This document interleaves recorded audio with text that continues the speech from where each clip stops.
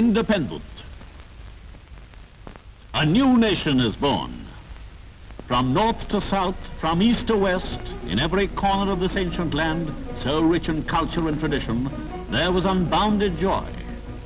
For our people were rejoicing, ready to welcome the long-awaited liberty, a liberty for which they had fought, suffered, and sacrificed. Centuries ago, when the nations of the West were living in darkness, our civilization was in flower, a civilization that has flourished for over 5,000 years. Ours is a rich inheritance.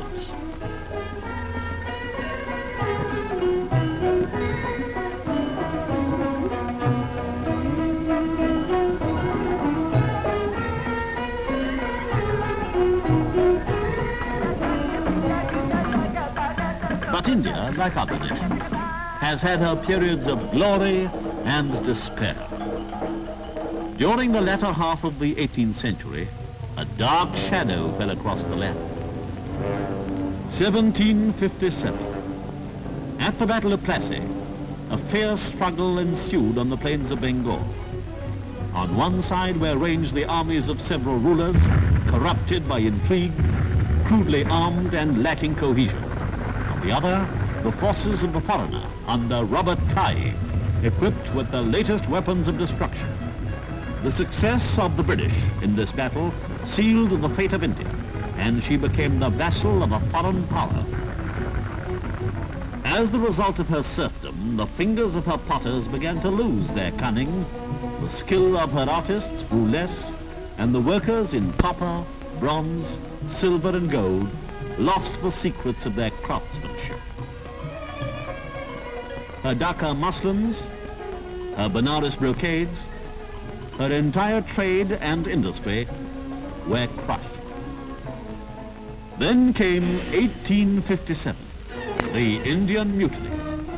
India strained to free herself from the foreign yoke.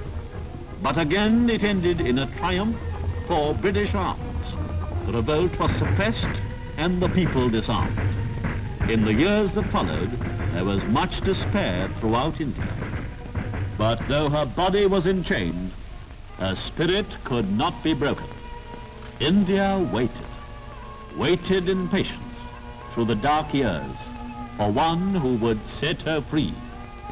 At last he came, born in 1869.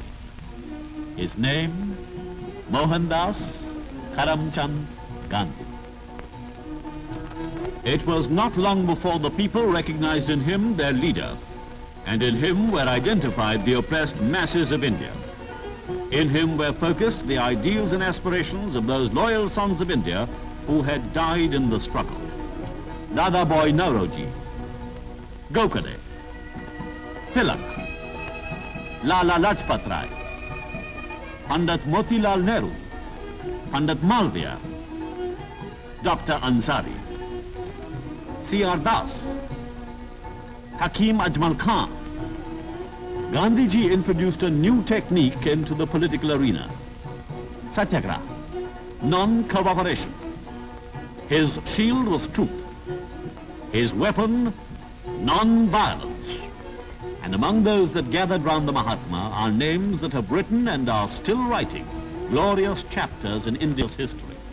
Pandit Jawaharlal Nehru, Sardar Vallabhbhai Patel, Babu Rajendra Prasad, Maulana Abul Kalam Azad, Sri Raja Gopalachari, Sarojini Naidu, Kamla Devi Chattopadhyay, Jai Prakash Narayan, Pandit Jawaharlal Nehru with Abdul Ghaffar Khan, affectionately called by the people the Frontier Gandhi. Gandhiji, the apostle of peace, was also a man of action. In 1930, at the head of a vast multitude, he marched to Dandi by the sea and there exhorted his followers to make salt and thus shatter the alien government's monopoly. The rulers used force to overcome the opposition, but the faith of the people in Gandhiji never faltered. They used passive resistance and defied the law. And in the ensuing struggle, many lives were lost. And now the Second World War exploded across the earth.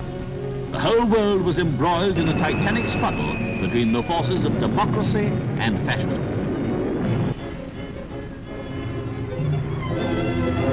Although of Western origin, its repercussions were also felt in distant India.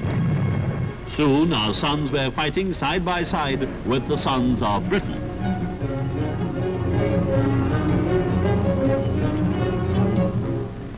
March 1942. Britain, in order to obtain India's cooperation in the war, sent out Sir Stafford Cripps to negotiate with our leaders. Numerous parleys between Sir Stafford Cripps and our high-ranking leaders took place in New Delhi. Our leaders wished full liberty, liberty to wage war as a free people, and not as vassals of another power.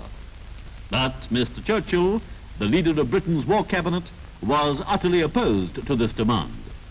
He said, "We will under no circumstances agree to the liquidation of the British Empire."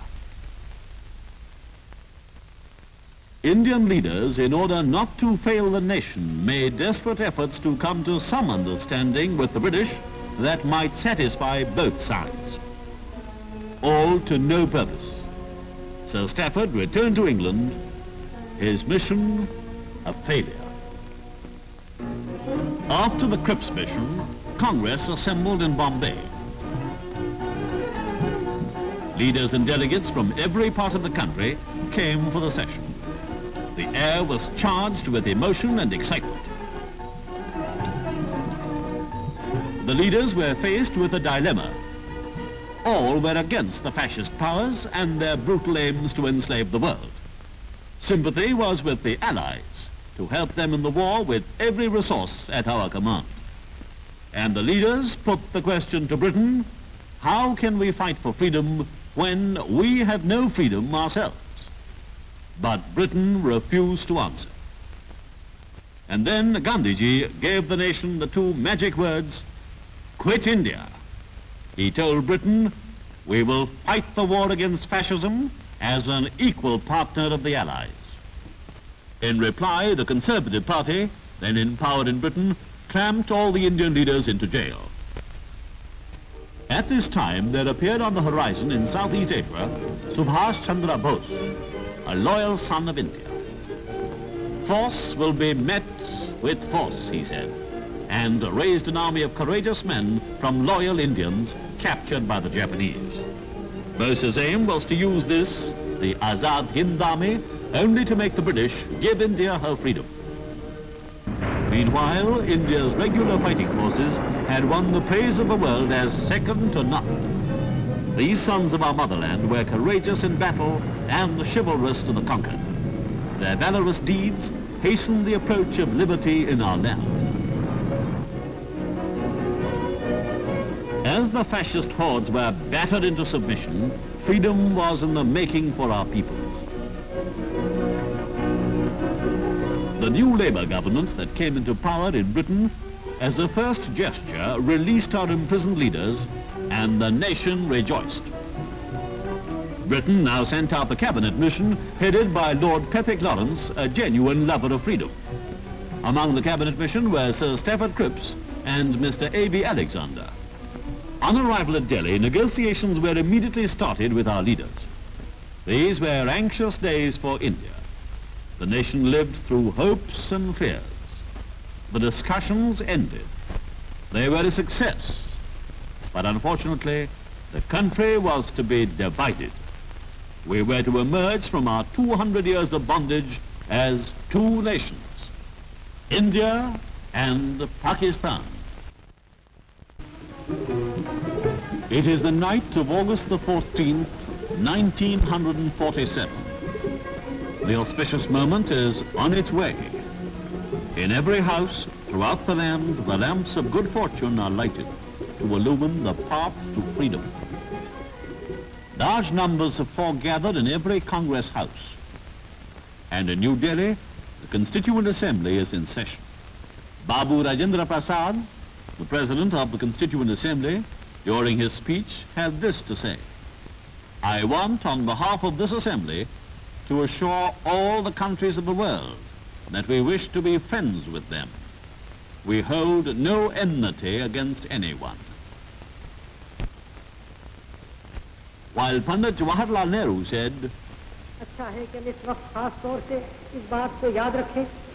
we stand on the threshold of freedom. I want to assure everyone that India is a country for all. It does not belong to any special community or religion. It belongs to all.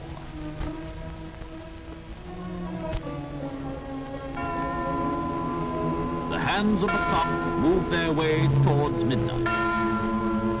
All India is expecting.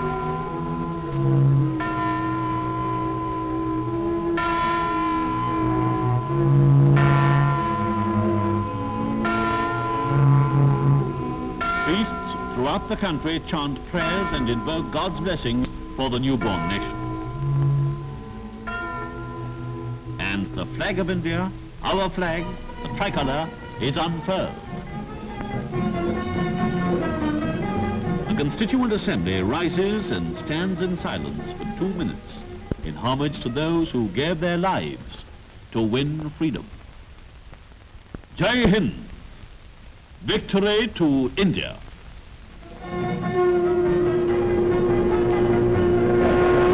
And at the dawn of August the 15th, the nation celebrates her freedom. At New Delhi, vast crowds foregather in front of the Parliament buildings. The Prime Minister and the Deputy Prime Minister, followed by members of the Cabinet, descend the steps.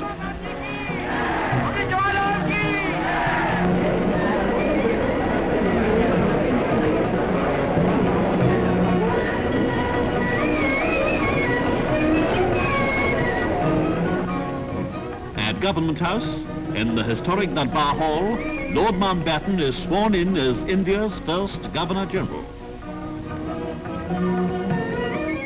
Then the Prime Minister and members of the Cabinet are sworn in. The new Governor-General and his lady drive in state to the Constituent Assembly.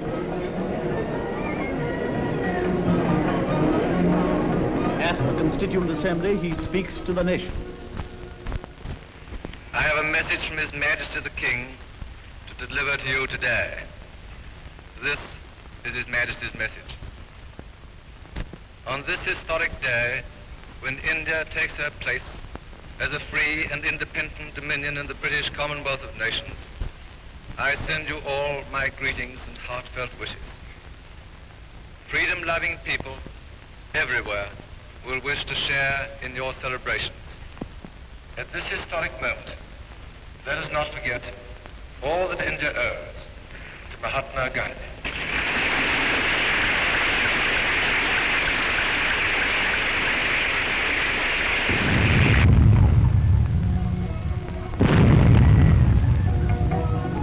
India is at last free.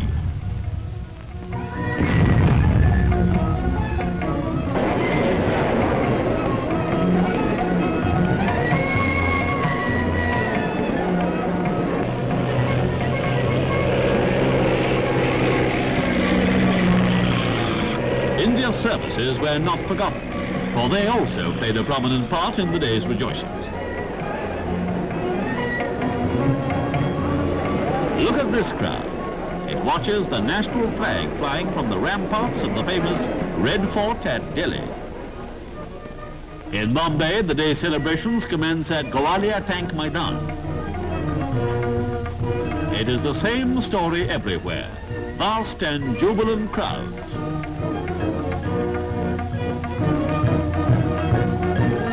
A fire? No, just an ingenious way of paying homage to one of the nation's departed leaders, Sir Firoz Shah Mehta.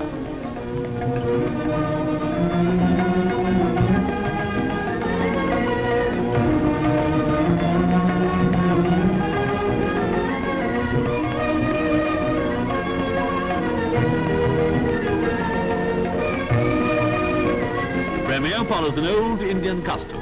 He plants a tree, a symbol of India's future prosperity.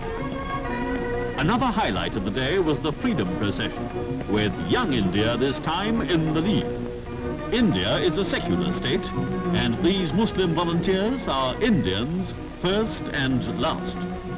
India's womanhood, so patient in adversity and who suffered in our struggle for freedom, now march with heads held high. Stage and film stars help to entertain the crowds as they pass by. Indeed, it was a picturesque cavalcade, worthy of Bombay. In Calcutta, the largest city in India, there was jubilation, thanksgiving and celebration. Martyrs were remembered. A portrait of Subhash Chandra Bose, a worthy son of India.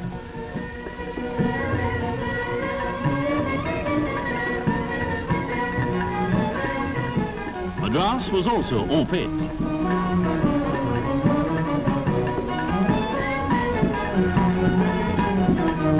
Civilians and service personnel helped to make the day a great success. Liberty and happiness marched hand in hand.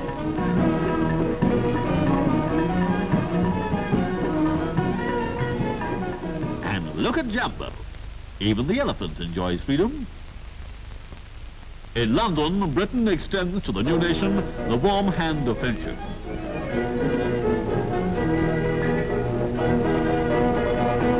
Lord Patrick Lawrence attends a ceremony in honor of Indian freedom. The British were among the most eager to welcome India's independence. Mr. Belodi, India's High Commissioner, spoke to a distinguished gathering at India House. He said, "Today is a great day for us in India. It marks the end of one chapter and the opening of yet another, and let us hope the most glorious chapter in our history. Let us prove worthy of this freedom. Let us dedicate ourselves today faithfully to use this freedom nobly." Singapore, Malaya. It was the same story. Indians gathered in large numbers to celebrate the newfound freedom. At Canberra, Australia's capital, the selected assembly of Australians and Indians gathered at the residence of the High Commissioner of India, Sir Raghunath Paranspe. After a fitting speech by the High Commissioner, the flag was proudly hoisted. Dr. Ebbett, Minister for External Affairs, was also present. Toronto, capital of Canada. Here again, Indian independence was celebrated in an appropriate manner.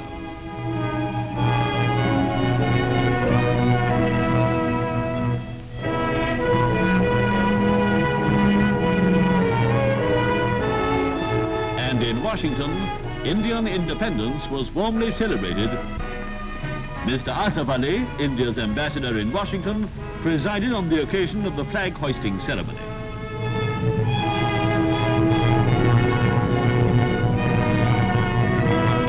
The whole world rejoiced at India's freedom. But the man who made it possible, the father of the nation, walked with a heavy heart. His vision was of one land, one people, one nation. But it was a dream that never came true. And thus, freedom returned to ancient India. With freedom came a realization of the beauty of our land, with its picturesque hills and valleys, its snow-covered mountains, and its babbling waterfalls. Blessed by nature, and with a vast potential of mineral resources and manpower, it will be easy for us to regain our proud place in the forefront of the nations of the world. As free men, we offer the hand of friendship to all lovers of freedom. The glory of our freedom, flag of our nation, we salute you. Jai Hind.